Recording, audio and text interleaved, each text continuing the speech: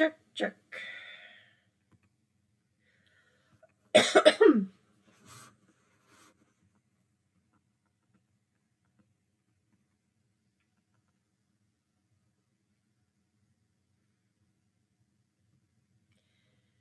everyone, welcome back. You'll likely notice this slightly different background on these slides, and that's because these slides were prepared actually for an event that we hosted between the Canadian Institute of Food Science and Technology and Agriculture and Agri-Food Canada. And I originally prepared this slideshow approximately a year ago now for the Canadian Institute of Food Science and Technology, or CIFST's tabletop. And we initiated an education program at that point to take advantage of the fact that we had brought likely 2,000 food scientists from across Canada into the same convention center. And we wanted to make sure that we were increasing the education and training opportunities for these food scientists as they were going through continuous improvement.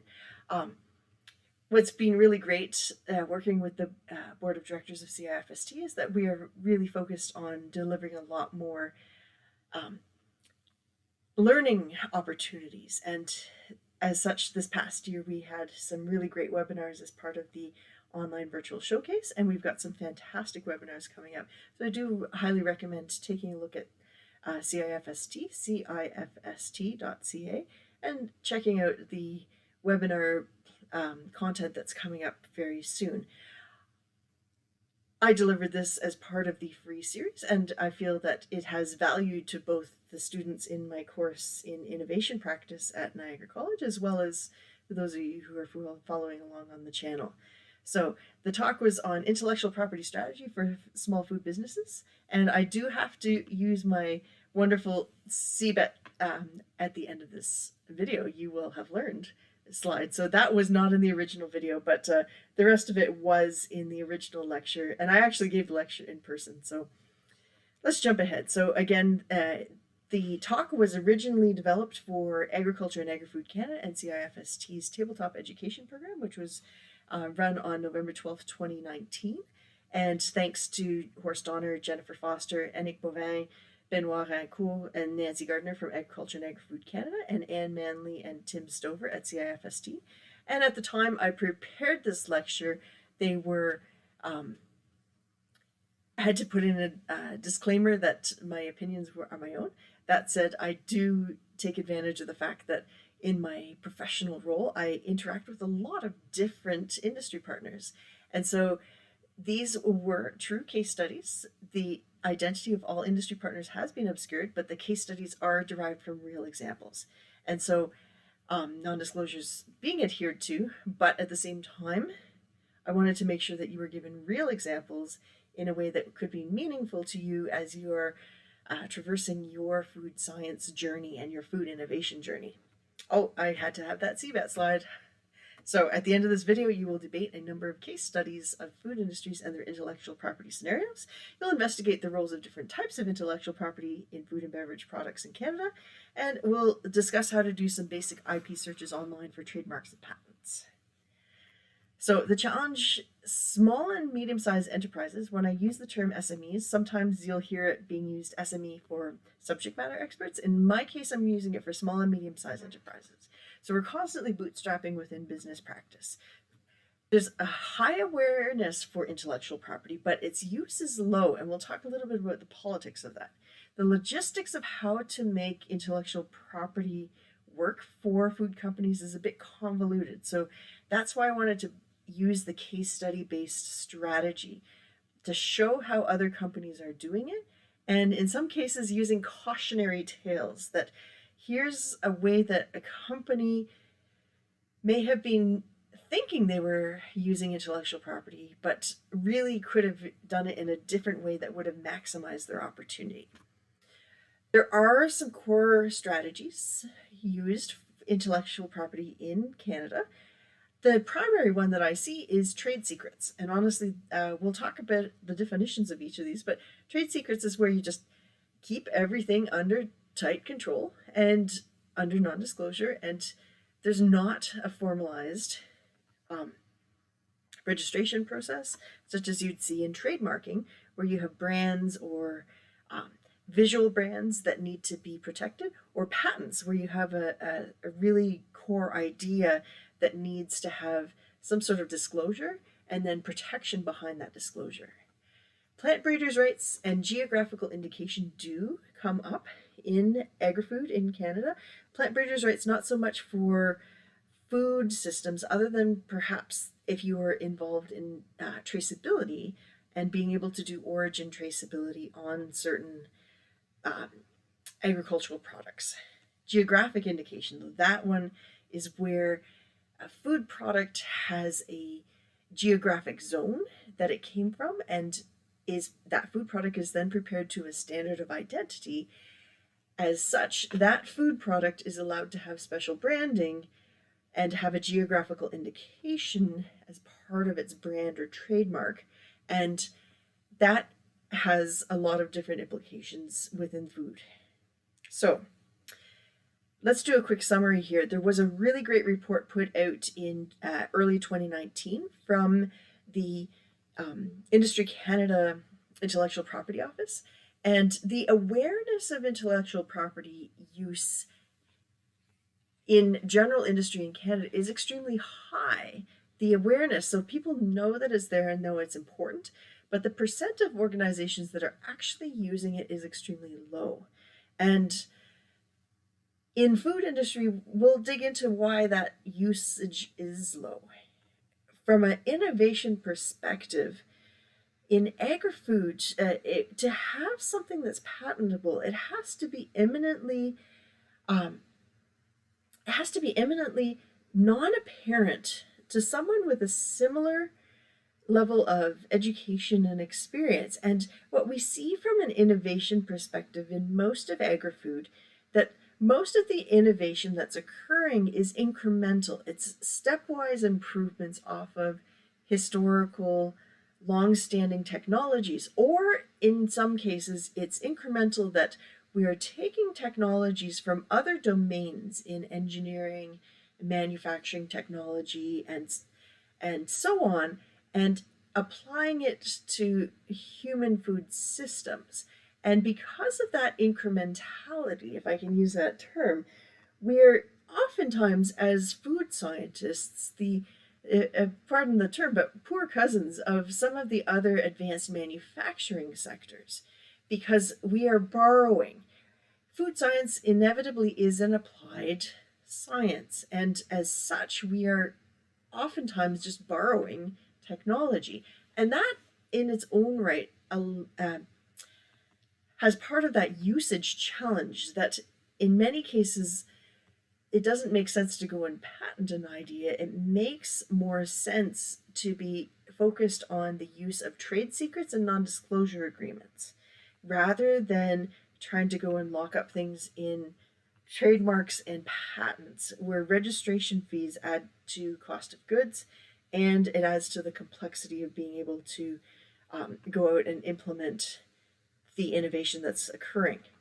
In the case of agri-food specifically, from a global perspective, we do see an increase in patenting, but the net numbers are still quite low as compared to the number of patents that are occurring in broad technologies, internet manufacturing, biotechnology, medical and pharmaceutical, and so on. The sheer numbers, while they are growing considerably from 2000 to 2017, the net numbers are actually, as a global whole, they're actually quite low. And so that's an interesting consideration. Now, we will talk a little bit about why we're seeing more increase. And I think part of that is that there are more provisional patents being filed. In the past 20 years, there has been a shift in the landscape from companies bootstrapping their own innovation to more of a venture capital driven approach to agri-food. And as such, venture capitalists like to know that there's going to be some form of protection on new ideas that come into play. And the filing of a provisional patent means that there's a 12-month grace period that intellectual property more or less is controlled during that 12 months, but you may not go ahead and do the full filing on that patent. Having that intellectual property partially secured through a provisional patent gives a sense of security to the venture capitalists that say, well, we expect to have some sort of saleable content. Their venture capital is often bringing the mindset of technology, computing technology, manufacturing technology into the food sector, and that same finance-based mindset doesn't necessarily equate when it comes to food products and consumer packaged goods, but in the end, they see on the superficial level from a due diligence perspective that there is a provisional patent in place. I think this is something that needs further analysis. I am going based off of my own anecdotal experience, seeing hundreds of companies go through venture capital, and the type of feedback that I'm getting from these small businesses that are experiencing it. So when you're going about patenting, it is you have to think about products, you can think about compositions, you can think about machines or processes, and the improvement on any of these in a way that's not apparent to someone with a similar background to your own.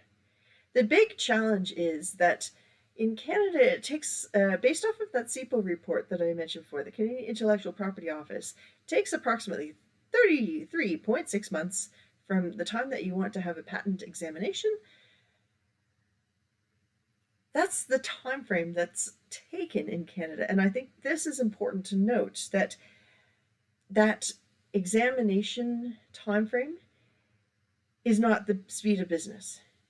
That's almost 3 years, and business decisions need to be made in extremely timely fashion, and venture capital decisions need to be made in almost split-second decisions. 33.6 months for examination of patents is very unrealistic, and that, I think, from an innovation perspective, in Canada, we need to invest more in the entire value chain on innovation, including patent reviewing and so on.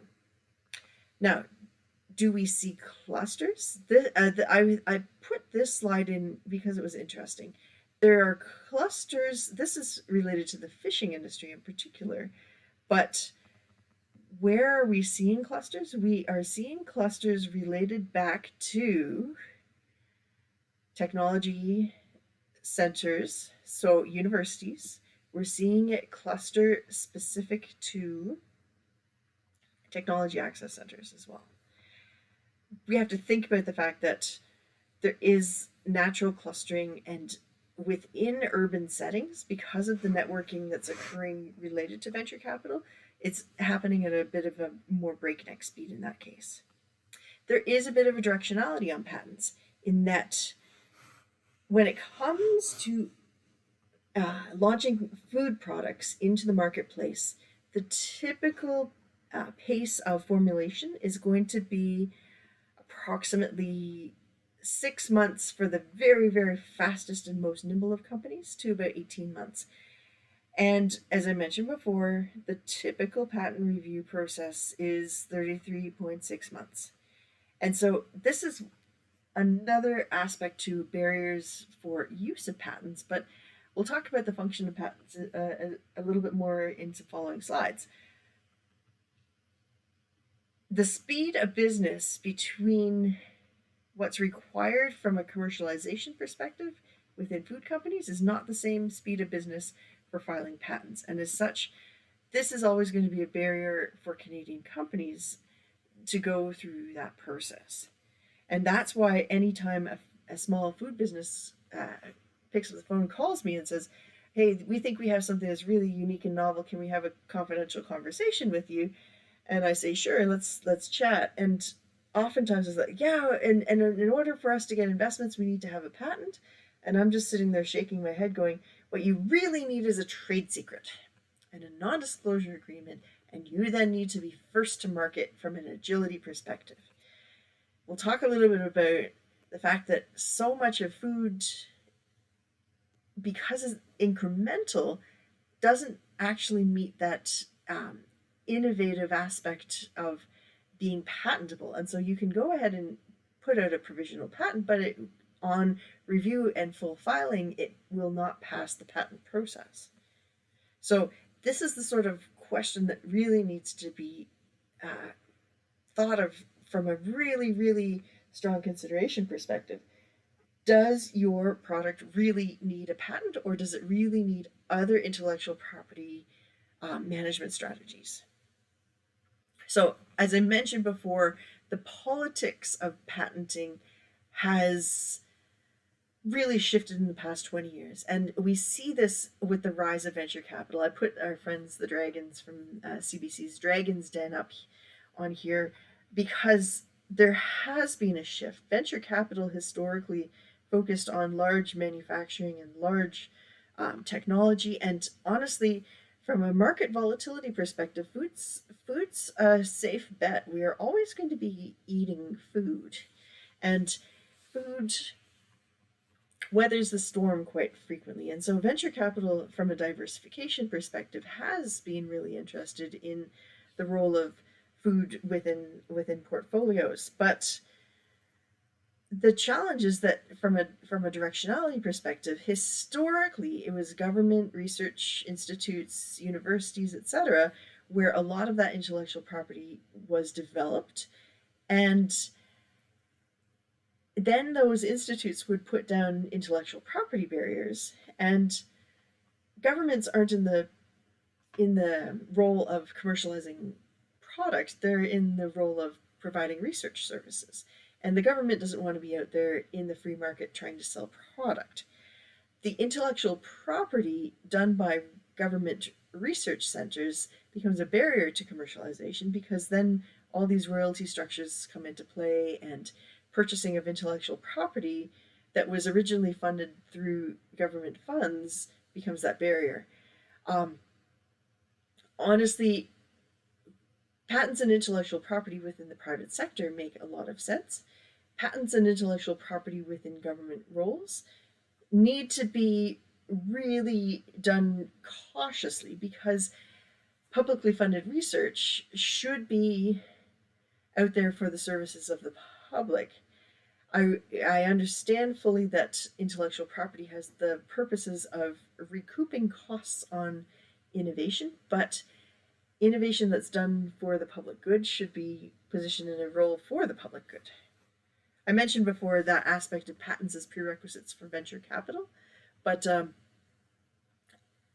again, I often caution both venture capital groups who come and say, well, we won't invest in company. We see a huge spike of this in the cannabis edibles component, for example. We will not invest unless we know that there's some sort of intellectual property protection. And immediately the first thing out of their mouth is, well, we need to see a patent.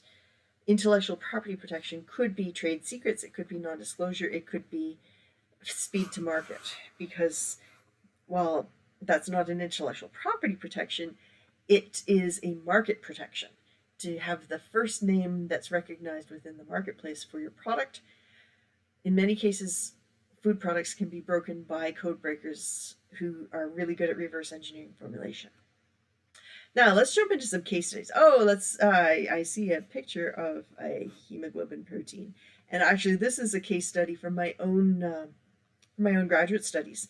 Anyone who's looked me up online knows that I did a lot of research in plant hemoglobins a long, long time ago, and I remember going into the Guelph, the University of Guelph Intellectual Property Office and talking to them about our work on plant hemoglobins.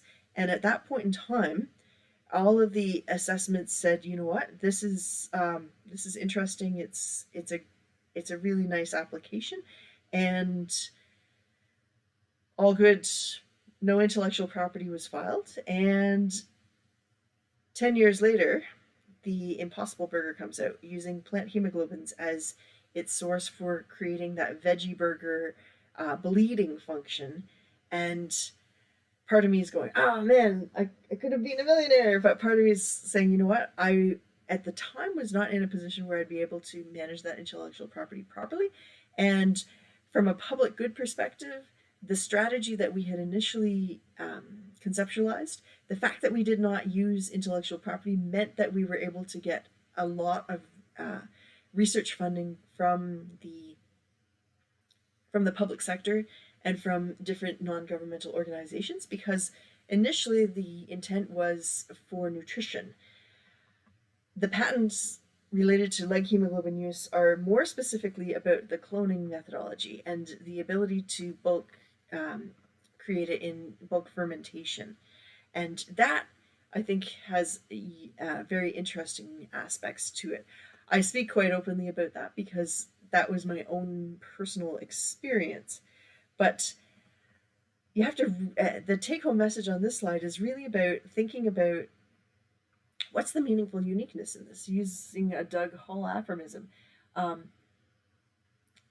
In this case, it was deemed that there was more public good to be had by not locking something into intellectual property. Two, that the research was too preliminary to be able to lock things into intellectual property at that point in time. Oh, I mentioned this before. A lot of companies are going out and patenting things that really, they're spending a lot of money filing patents. And the whole intent is to be able to walk into a venture capital investor meeting saying, we have patents, not because of the meaningful uniqueness of those patents. And what we're seeing a lot of this in the cannabis sector, even more so in 2019, right before the legalization of cannabis edibles. Honestly, every venture capital meeting that I was asked to sit in on, the companies would say, so are all of your formulation strategies locked up in provisional patents? And no company worth their salt wanted to say, no, we don't have any provisional patents.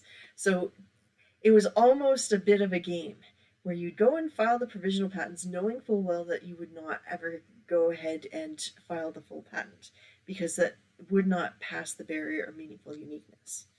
So that's something that's a gamble that only CFOs within food companies or within cannabis companies are going to make. Filing a patent is not a cheap experience. It's usually running in the $10,000 or $20,000 range. There are lawyers that will do it for a bit cheaper, but in general, you can do a lot of the legwork on the front end yourself in terms of describing it, but you do want to have an actual intellectual property lawyer file that patent for you in the end. And again, that costs money. And so do you go ahead and file these provisional patents knowing full well that you're not going to go and file the full patent in the end? It's a gamble. And a lot of companies, especially in the cannabis realm, played that gamble. I don't have an answer there. I don't have an answer. How about this one? Oh, this is a charming example.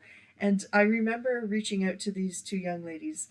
City News back in 2017, they had a wonderful feel-good story about two high school students who were in an innovation engineering class in their high school, and they said, oh, well, we have come up with butter on a stick, and the news was all over them. And honestly, I really admire their ingenuity and their creativity, and I sincerely hope these two young women go on to amazing careers in innovation or engineering or product design, because they showed a wonderful spirit of creativity.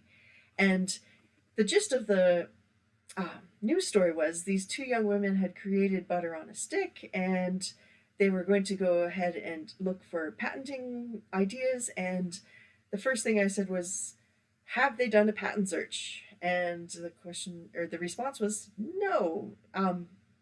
Honestly, it is very easy to do patent search. And Google has a patent database. A lot of different internet databases are available. Some of them cost money. Google's database is free. I can't stress this enough to people who say that they're going to go ahead and patent something. Do a lot of the initial research yourself. Start looking up keywords about your innovation to see what is out there, and find out what patents have already been filed. In the case of these young women who said that they had developed the new butter in a dispensing stick, there already had been a patent filed in 1997 for butter in a stick, and based on my calculation, that patent should be in the public domain at this point, because there is expiry on a lot of patents around the world, and in many cases, unless there has been a substantive improvement to the concept, the patents go into public domain after a period of approximately 17 to 20 years. So that would have been 23 years ago, and in general, patents do expire. So they could just go and put butter in a stick and not worry about the patent, because it was patented, and that patent now is in the public domain. So the take-home message from this slide is take the time and do look up what has been already patented in your domain. And I can't stress enough, patents.google.com is a free database that covers most global patent databases. So you can find out where your concept may already be patented. And in some cases, you can find out what patents are already in place. There are other databases too, and this is worth noting, that there are databases of what are called distressed patents. These are patents that are no longer being maintained, and the costs of maintaining the filing are not in place. Or you can also go and find databases where patents are on the verge of being going into the public domain. And this is a really cool thing to investigate, because if you know that something's going to come into the public domain within a year or two's time, that's your time to start quietly innovating behind the scenes and think about what sorts of incremental improvements could take place within that patent space. Oftentimes, that's a space that's, not to use a predatory term, but you can be almost predatory, taking over a patent concept that has now come into the public domain. So, related to patents, I can't, just a quick summary. Advice to small and medium-sized enterprises: do your searching beforehand. You can search online for free. Google databases are free. Do find out what's in patent control and act a little bit like your own paralegal. Do a lot of that legwork and research on your own. That you want to make sure that anything that you are going to patent, one, you are not in infringement of someone else's patent. Two, that you have a truly meaningful and unique concept that meets the requirements. Three, I didn't bring this up in the previous slides, but if you are going to go and patent, that you then have the wherewithal and the willingness to continuously evaluate and scan the environment and prosecute against any companies that you feel may be in infringement of your patent. So don't just go and patent stuff and then forget about it. Patent knowing that the biggest aspect to this, besides investment and venture capital, is that you should be able to prosecute against it if you find a company that is in infringement. And in some cases, you can prosecute and gain financially from that scenario. Don't patent stuff unless you're willing to prosecute. Take the time to research on your own and then get some legal advice. Do take advantage of an intellectual property lawyer and finalize all of those ideas with an expert to make sure that everything that you are suggesting actually does make sense. And because you've done a lot of that legwork, in many cases your fee structure is going to be lower, because you have already compiled evidence to indicate that your patent's going to be successful. Now, I mentioned before trade secrets. I put up some of our most famous of trade secrets out there, but the idea is that you're using non-disclosure contracts or non-disclosure agreements. These are legally binding documents that indicate how you can share information. And in many cases, as people join food companies, they will be requested to sign non-disclosure agreements about what they're seeing and how information is being managed. Coca-Cola, KFC, Heinz Ketchup, these are all great publicly facing examples of how trade secrets can be incredibly successful. Everyone says no one knows what the recipe is for the herbs and flavoring agents that are in Coca-Cola, and it's only a very, very select few people, and the recipes kept in a vault in Atlanta. Same with the Kentucky Fried Chicken. It's a secret blend of 11 herbs and spices, and lots of people have tried to knock it off, but KFC is actually using that secret blend of herbs and spices as part of their marketing advantage.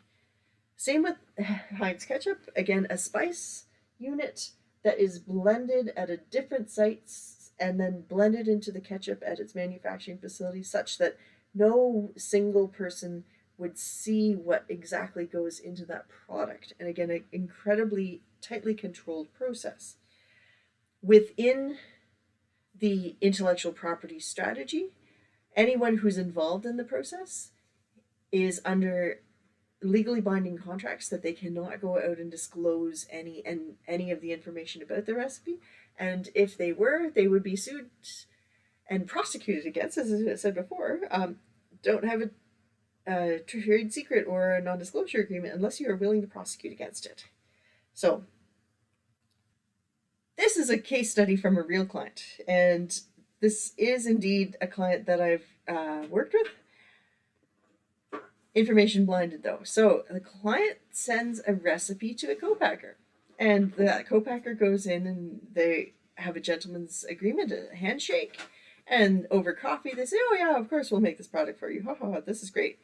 The co-packer then starts to make adjustments to the formulation to have cost control, and then the original client comes and says, you know what, co-packer, this has been a great run. We are now at a scale where we need to go to a larger manufacturing facility, and we'd like our recipe back, and we're going to a new larger co-packer. And the co-packer says, I own this recipe because I've made changes to it. Who owns the recipe? Again, my biggest cautionary tale is have a contract in place when going in on handing over proprietary information, and in particular, have different clauses within that non-disclosure and co-packing contract to indicate that any changes that are made to the recipe have to be done in agreement with the original client, and any of recipes that are developed through that are owned by the original client. The big challenge with this is that if you put in too many restrictions on a co-packing agreement, the company may turn you down because it could start to infringe into what are called non-competes. So for example, if you went in and said, hey, we need to go and make our jam at a jam co-packing plant, and you say, okay, fantastic, we are the only company that can make strawberry jam and raspberry jam and blueberry jam in this plant, because anything else is a non-compete, your co-packer may say, you know what, either the cost of doing this is going to be much higher because you are squeezing us out from the ability to make strawberry jam for other clients, or they may say, you know what, we're not even going to deal with you because we need the diversity of small business clients. Biggest take home from this slide is make sure in your contracts that you are signing, one, that there's non-disclosure on your formulation when you're handing it over to a co-packer. Two, that in your co-packing contract that there is an ownership clause about who owns that recipe, and that there's some clause about how changes are made to recipes, so that if the co-packer needs to adjust the recipe for cost control and or other processing requirements, that there's some sort of change management that retains the intellectual property for the original client. Do take the time when going to co-packers and have actual contracts in place, and do take the time to have them reviewed by your lawyer. How about this one? This one's a copycat one. So a competitor wants to know what's in a product formulation, and these are smaller businesses, and so that competitor gets one of its smart workers and sets them up and has them quote unquote quit the job at the client, and they then go and work as a general laborer at another competitor. And you can see where this is going. This is absolutely espionage. I can't stress this enough. The activity that's going on here is extremely not recommended. But have I seen it? Absolutely. Do I recommend it? No. But imagine you have one of your product formulators disguise themselves and going and working as a general laborer in their competitor. Do make sure that you have non-disclosure agreements in place on employees. Make sure that you have ways of locking up and concealing formulation on really important pieces of information. So, for example, if you have a spice unit in a sauce that is really important, you may only want certain people scaling those ingredients and having access to the formulation documents. If it's such that you have a really important spice unit, and I've also seen it where they will contract the blending of that spice unit to a third party who will blend that spice unit in secret, and then when you have your formulation, it will be add 1 bag of spice unit X to this recipe with 10,000 kilos of whatever, such that no one knows what that spice unit is. Same with flavoring houses. You can set up special agreements with flavoring houses to blend proprietary blends of natural and artificial flavors for your beverages or other confectionery products, such that no one knows exactly what the formulation is except for the flavoring house. And as such, it's harder then to have that same knockoff approach. That said, in the case of copycat products, there are a lot of really talented product developers, and they just specialize in copying.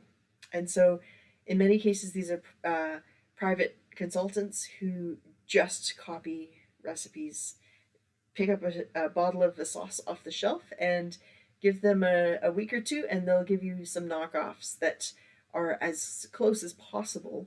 And this is really not that uncommon. If you think about the entire concept of many private label manufacturers, their whole purpose is to copy. And so, as such, it's really, really challenging. It's hard, if not impossible, to patent a recipe. You can trade secret it, you can lock it up in non disclosure, but as much as you want to think that you have something unique, is it truly unique? Focus on perhaps the branding and marketing messages. That's where you can have uniqueness.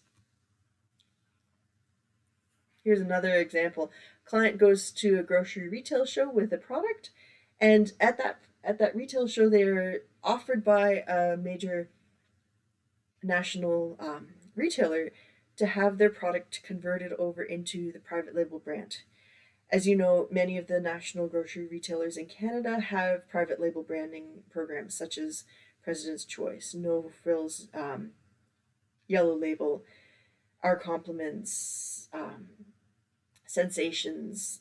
All of the different national brands within the grocery sector have their own private label programs. Anyways, the entrepreneur says, you know what? I don't want to sell my concept. I want to keep it as my own brand and grow this business out for myself. And of course, the grocery retailer comes out with a knockoff in a couple months' time. What's the entrepreneur's recourse? The big challenge was that the concept was there in full view in the grocery retail show, and at that space, there's no non-disclosure agreement. It was extremely, extremely challenging because in many respects, that client should have had the gumption and the wherewithal to know, you know what, it's a David and Goliath sort of scenario. They are a small, small business with a one-off concept, and instead they should have focused on getting into independent retail and really building out their brand identity so that when people thought of that product, they thought of her brand in particular, rather than thinking of the private label. So, in summary on this section, get a Loctite non-disclosure agreement, NDA. Make sure that it's being reviewed by legal representation. There's lots and lots of pro forma NDAs available online, but a lot of those pro forma NDAs are not specifically targeted to food manufacturing industries, and so do take the time to have it reviewed by a legal specialist with food manufacturing background. Make sure that if you're going into co-packing that you have rights assigned within that contract on who owns what, and if there's going to be changes within any formulation or process, that there is appropriate change management within that. Do have a lawyer review NDA legality and make sure that if you are going ahead and doing all these NDAs that you are going to be willing to prosecute against them. So if, let's say for example, I go and talk about my clients on YouTube videos or whatever, that you can come and prosecute me. Long story short, I'm going to do my best to not do that. Do make sure that you can find opportunity to black box any unique formulation technologies. So, for example, if you are making barbecue sauce, can you have someone in secret blend your spice unit such that no one sees what the spice unit is? In some cases, it could be binders or baking blends or flavoring blends that are all bundled up such that general labor doesn't see what the actual formulation is. Do make sure to do a proper human resources background check on people and make sure that people aren't just showing up from your competitors coming to work in your facility. Make sure that they're not, especially not coming from mid-tier management or mid-tier R&D to come and suddenly become a general labor within your company. That said, cautionary, know full well that product developers can knock off formulations. Focus on branding and marketing so that you and your company are known for that product. And if another company were to come and knock your product off, they would be seen as the knockoff and yours is the authentic, the real deal. Next, trademarking. Oh, this is where you are starting to have brands and names on your products. So it could be a visual brand, it could be a name brand, but there are so many trademarking databases out there. So just take the time, if you're in Canada, the Canada Trademark Database, it's put out by Industry Canada, and you can search all sorts of different terms, look for names, combinations of names, and make sure that you have a unique name that's not going to be an infringement. Oh, here's some examples, and here is a company that actually went and enforced. Well, guess what? It was McDonald's. A small food service operator in Edmonton, Woodshed Burgers. This is actually public knowledge, and I was able to find the Without Prejudice cease and desist from McDonald's. But Woodshed Burgers in Edmonton had been selling a fish sandwich called the effing fillet of fish, and of course that would be in violation of the registration and trademark fillet of fish used by McDonald's. And so the cease and desist was enforced, and indeed this company, I believe, changed its name and following in its tongue-in-cheek sort of approach, just came up with something else that was even more ridiculous. But do make sure that you are finding a unique name. And if you are trying to thumb your nose at a larger corporation, do be extremely cautious. It's the large corporations that have the money and the wherewithal to go and prosecute. They have reputation management teams that just scan the internet for potential opportunities where copyrights may have been infringed. Oh, here's another one, Coffee Culture, which is a regional coffee brand in Canada, and they had a Freddochino, and Starbucks sued Coffee Culture because a Freddochino was too close in terminology to a Frappuccino, and Frappuccino is a trademark owned by Starbucks. And so Coffee Culture, through their intellectual property data mining, decided to go with Chino as its term, and that was deemed unique enough from a Frappuccino. Why? Because a cappuccino, you cannot trademark the term cappuccino because it's a general use term that has been in the public use as just a standard of identity for a type of classic coffee. So a chino was deemed unique enough from Frappuccino to be trademarkable. So do take the time and make sure that if you are making a name, that it is indeed unique enough from other trademarks that are out there. So take the time to search the terms around your term so that your term is not going to be seen as infringement. There are fee structures involved with trademarking. And so oftentimes I will hear from small business saying, oh, we're just going to go out and trademark everything under this term. So there is an applications fee. And then there's renewal fees that need to be done over and over and over again. If you are going to go and oppose a trademark, you need to pay for it as well. And if you're transferring the transfer fees, so the big challenge, if you're a big company, these fees are minor, incidental almost. Whereas if you are a small company, just going and trademarking your jam that you want to sell at a farmer's market may not make sense from a cost perspective if you're only going to sell a few hundred units. And I have had small businesses come and say, well, we're going to go and trademark our branding because we have something really unique here. And then I'll ask, so where are you selling it? Oh, well, we sell it in our friend's shop. I'm like, how many units do you sell typically in a month? Oh, maybe 100. It will take you years to pay back your trademark application and renewal fees. So do take a cautious approach to this. So again, I'm going to say in general advice, take the time to search to make sure that your trademark is truly unique. Do make sure that if you have growth in your business plan, that you are not just trademarking in Canada, that you are also trademarking into the United States and or other jurisdictions. So if you think that you may be selling into Europe at a later point in time, do search other global databases to make sure that your trademark is relevant. And you do have to keep paying renewal and registration fees on an annualized basis. So trademarks are different than copyrights. And so copyrights are for visual and written content. And I'm bringing this up because I often see with small businesses times where they're in copyright infringement. A good example would be if a food company is taking a recipe from a blog and using it on their website as a means to promote their product. So let's say, for example, I am an apple farmer and I have an apple farm website and I want to have an apple pie recipe. I should not be going on to, I don't know, let's say Canadian Living Magazine's website and lifting their recipe and putting it on my own website, because that is deemed a commercial purpose.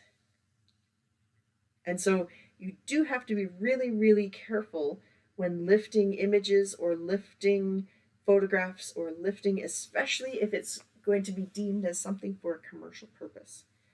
So you'll note, for example, all of my YouTube videos I put into Creative Commons and non-commercial free use Creative Commons utilization. Why? Because I want to make sure that I'm not in copyright infringement on anything, and in particular, copyright infringement can be linked back to commercialization use. So copyright is for visual and written content. Do not go and lift photos. Do not go and lift recipes without proper consent and proper attribution. And in some cases, consent and attribution requires paying of a fee. Plant breeders' rights. I'm not going to talk about this too much because this is more for commodities. So if you are let's say you are raising wheat or barley or something, you can register your new crop varieties with the Canadian Food Inspection Agency. You have to make sure that your crop variety is distinct, uniform, and stable. So, for example, oftentimes I save seeds from my cucumbers, for example, or my Hubbard squash year to year.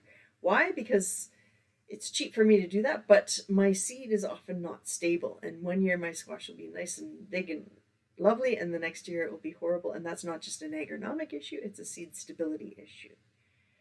You can also have it for vegetative propagation. So this is common for fruit trees where you're using grafts and scion wood for grafting to rootstock.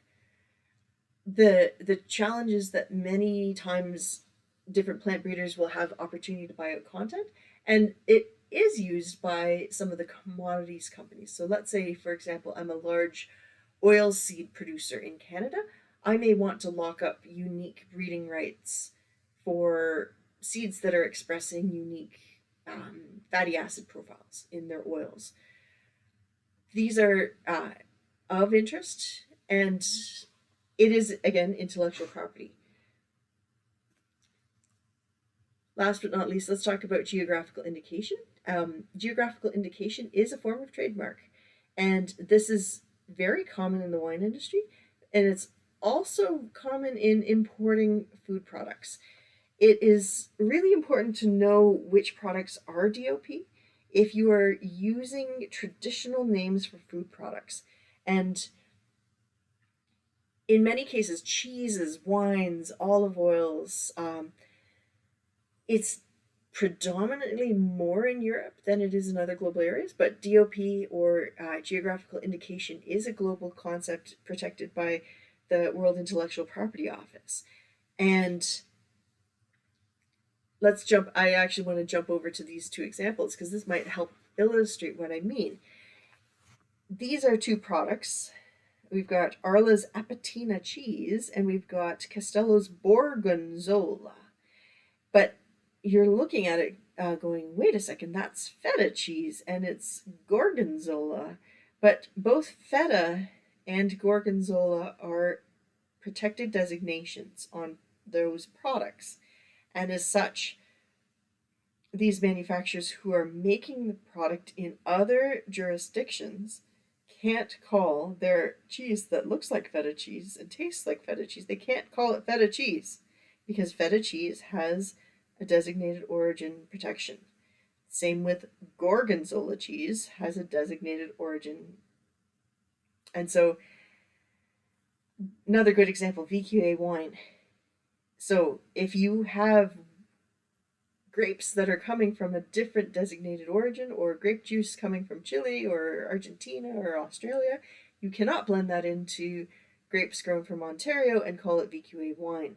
There are very unique standards, and you do need to make sure that you're appraised of those standards if you're going to be going and using those brands. Again, the main thing is research. If you are importing in food products, make sure that the DOP status is in place such that you are not in infringement. And in some cases, you will want to have authenticated traceability on that product. So things like Parma hams or Scottish whiskies. In the case of these products, you want to have authenticated traceability, perhaps blockchain, on those products to ensure that that product has not been adulterated and substituted. In the case of those manufactured products coming from Canada, you have to be really aware of all of the similar type products and ensure that your product is not in infringement of DOP labeling and branding of products. It's complicated. Biggest take home is do your research and understand the different dynamics that are out there, and be confident to reach out, whether that's to an intellectual property lawyer or to some of the innovation centers that are around the country. Reach out to IRAP or WIPO or CIPO, the Canadian Intellectual Property Office, to ask questions. There are people who really want to help and help food companies navigate what's out there. So my summary advice here: research, inform yourself, and take the time to look at the resources that are available online. And so many of those databases are available for free. Do your research before going in to see a lawyer. Don't just go in and say, do all the work for me, because that will cost a lot of money. And for small businesses, in many cases, you don't have all that cash. It can be thousands, if not tens of thousands of dollars for lawyers and their paralegal teams to do that research. Act as your own paralegal do a lot of the initial legwork on your own, so that you're not going in and asking for things that they go and tell you you can't do this, and then they just send you a bill. Don't get those bills for dead ends. Do take the time to reach out to the different resources that are available to you. So the Canadian Intellectual Property Office, Agriculture and Agri-Food Canada also has an intellectual property team. NSERC Technology Access Centers have access to a lot of different and unique resources. And the Industrial Research Assistance Program is also very interested in intellectual property management and innovation practice, and as such, they're a great resource as well. So do take that time. Anyways, as I mentioned before, this was a formal presentation that I gave before for CIFST and Agriculture and Agri-Food Canada's Tabletop Learning Day, and so I do have a thank you slide. I always thank you. I always love to hear from you and hear what suggestions you have for next lectures. Take care. We'll talk to you soon.